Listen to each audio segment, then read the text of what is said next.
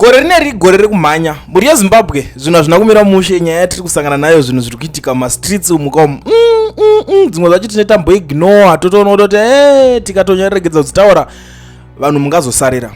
Panapa tiri kusangana nenyaya mukadzi wavice president consultancy Chiwenga ari kutaura kuti zvoni mupfumi ndiani ane mari kana kuti ane utano. Obesity must fall.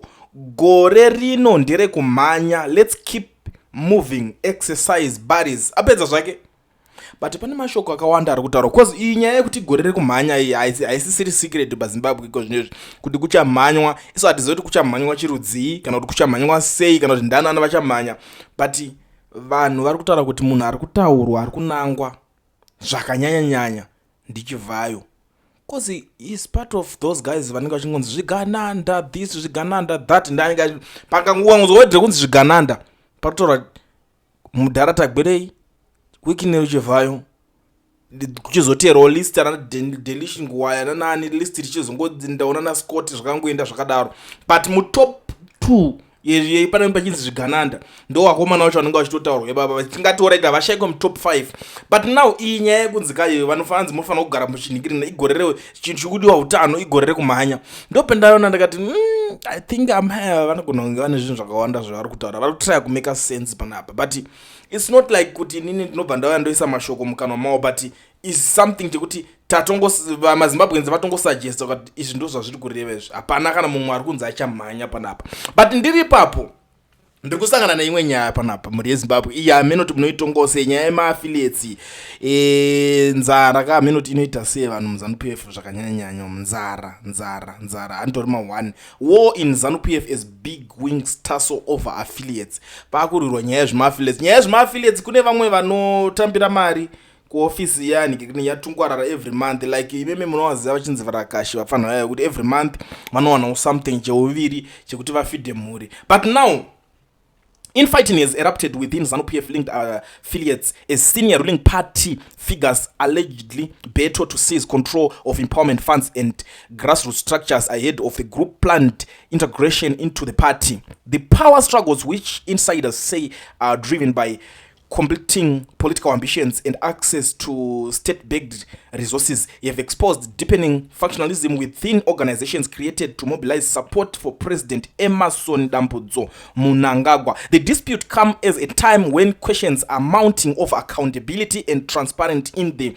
management of presidential empowerment funds, raising concern that programs meant to uplift ordinary citizens are being diverted to serve the elites' political interests. The time follows a resolution adopted at the ZANU-PF annual conference in Mutare last year, which directed the party affiliates be integrated into the ruling party structures. Senior ZANU-PF officials said yesterday that recent remarks made by President Emmerson Mnangagwa's special investment advisor Paul Tungwarara, who accused some affiliates of misusing presidential empowerment funds, were triggered by alleged misleading reports made to him by party elites seeking to wrest control of the groups through parallel structures. Sources said some politicians have allegedly hijacked empowerment funds channeled through Tungwarara's office and are demanding controlling stakes in the affiliates organization. Ambitious politicians are also accused of fueling divisions by creating rival factions within the affiliates as party positions themselves ahead of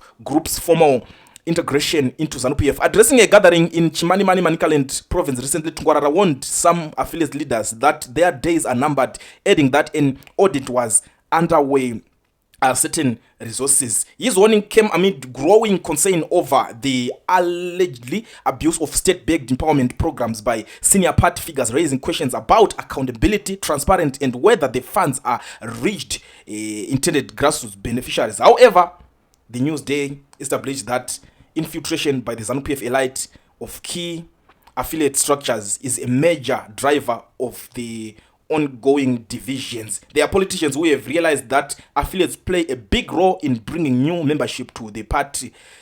A source says these are the same politicians who fought the same affiliates in 2023, fearing for their positions. When the affiliates started in 2021 and 2022, there were no such fights.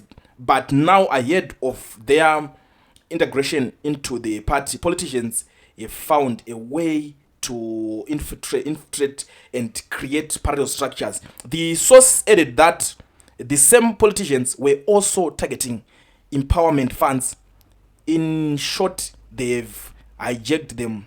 The source said several key grassroots affiliates are reportedly being targeted, including Vapostori for economic development, vendors for economic development, cross-border traders for ED, nurses for ED, Varakashi for ED, among others. Divisions have surfaced within Varakashi for ED, where founding chairman Jones Musara is facing internal opposition. A rival group led by Godwin Nkata, spearheaded by a top Politburo member from Manicaland, has also emerged. Vendors for ED chairperson and founder Samora Chisho, who formed the organization in 2021, is also facing a leadership challenge. The organization's vice president chairperson Nyarai Simenti has been accused of attempting to seize control from Chisho, who has described the move as an attempted coup. The move has drawn condemnation from members who are calling for Simet to be held accountable. Before the 2023 elections, the apostle for ED was led by Madzibaba Moses Gwasera with Obey Mapuranga as spokesperson. However, this year, Mapuranga, allegedly with backing a certain politicians, formed the National Mount Faith Economic Dialogue, which brings together Ngangas for ED, Apostoli for ED, Pentecostal for ED, Shikiros for ED, and other groups. Similarly, while the pre-election nurses for ED was led by Cynthia Chisiro, new groups such as Youth Ambassadors for ED and Doctors for ED have recently been formed. Cross-border traders for ED, chaired by ZANU-PF praise singer David Masomere, popularly known as DJ Masomere, is also facing internal resistance, with a separate women cross-border traders for ED now existing. The decision to integrate affiliates into the party following the Mutare resolution has intensified infiltration and functionalism, as Insider told Newsday. The ZANU-PF political commissar Nyaradzi Machacha confirmed that the matter was under investigation. I'm yet to get the details. I'm the farm for the holiday, but I will investigate the matter and come back to you, Machacha said. They are not supported to fight because these are resolving funds from which everyone is set to benefit. ZANU-PF Director of Information Farema Rapira said the affiliates were independent organizations. On the infiltration issue, I'm yet to receive such reports. Yes, we have some ZANU-PF members who may also belong to affiliates, but affiliates are independent and have their own constitutions, Marapira said. Saka wondo iripo hapa ndemafi ikuti kuona ma-affiliates chakatika nje kuti daiso. I always tell you people kuti vanhu vari muZANU-PF vazhinji, especially madhara mamwe, ma-ideas vanga vasina ekuti varambe vakashibata kuti but pakazouya vakomana vechidiki vachitanga kugadzira ma-affiliates vakatonotisa futi kuti membership yeZANU-PF iri kuramba ichita se ichikwira, like matauriro vari kuzviita kuti vendors for ED. Saka chero munhu kana chero ari opposition anongonojoin achi vendors for ED, then you know ameno unozongorowa skifu rekuti you have to be a member of ZANU-PF what kuti unge uri vendors for ED, but wakutonzi pane tuma benefits tiripo tokuti iwo wakunzi chi vendors for ED watomupati vapostori for ED, chero uri muchechi watojoina affiliate. Saka pane pachizoyawo tumasenzi nyana ndotumwe twakurukirwa panapa, but uyu ari kuzoti ivo vacho vari kuti mupati neconstitution yayo, ma-affiliates vane avo ma-constitutions because vanhu vari independent. Machacho vari kuti inini ndichimbori kumunda izvezvi ndiri kufamba kwangu, but ndichazodzoka ndichiinvestigata nyaya yacho kana ndichinge ndazouya, because ini handisi kunyatsonzwisisa kuti vanhu vangange vachingorura chii. Ana Machacha ndo aya vanozongosvika vozongozviti gwa zvobva zvatopera. Ndosuka muri kuona futi kwako nemamwe ma-affiliates anga kubudikira akaita senhanzi the anti-presidential criticism what vamwe vayo kuti vakazosvika panovhura affiliate vafunga kuti affiliate yavo inokwanisa kusvika ikaita bigger than commissariat. I know kuti a lot of their group, people from their group vakatoteka kutoboikana kuti kuzvitaurire chii, vatoramba vachizvitaura kuti mune dzungu nemukuru wenyu mungasvika pakuti Munyaradzi Machacha ane office yake iri kurwisa Mnangagwa. That was the joke of the year, honestly. But vanhu vanongozongoningina anacharuka vanotononhodzwa gore rakunopera. We will see kuti gore rine ndezvipi zvinenge zviroda kuzonoitika. But muri Zimbabwe, let's go back to the main story, the main issue. Mukadzi wa vice president Constantine Chiwenga ari kutaura kuti gore rine rigore rekumhanya. Sere nazvo zvemadhingirikini izvozvo chimboitai mumboexercise munge muri fit, ane utano naane mari achanga ari fit ndeupi. You know, it's a short message ine mawords akawanda ekuti tikada kuswera tichianalyze panapa tinoona rova kana 5 hours, but it's just that these days hatina time yekuswera tichianalyze zvinhu zvakareba just like that. But it's something else yekuti message inenge yasvika kune varidzi vayo. Imimi ndimichazoti inofanira kuenda kuna ani message, but for now inini ndatorova pangu ndapedza ndasakura ndazunza.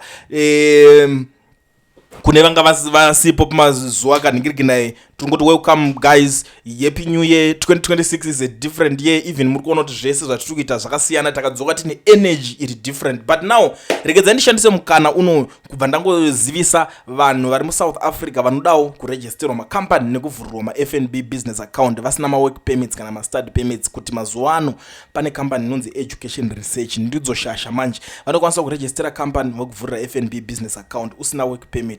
But make sure kuti iwewe une passport iri valid ndokuti ukwanise kungochibatsirikana pane chirongwa chakanaka kudai so. Saka garai mabata mukoma Owen pane namba dzandiri kukusiyira pa screen idzo, mugare mabatsirikana nguva ichiripo ipapapo.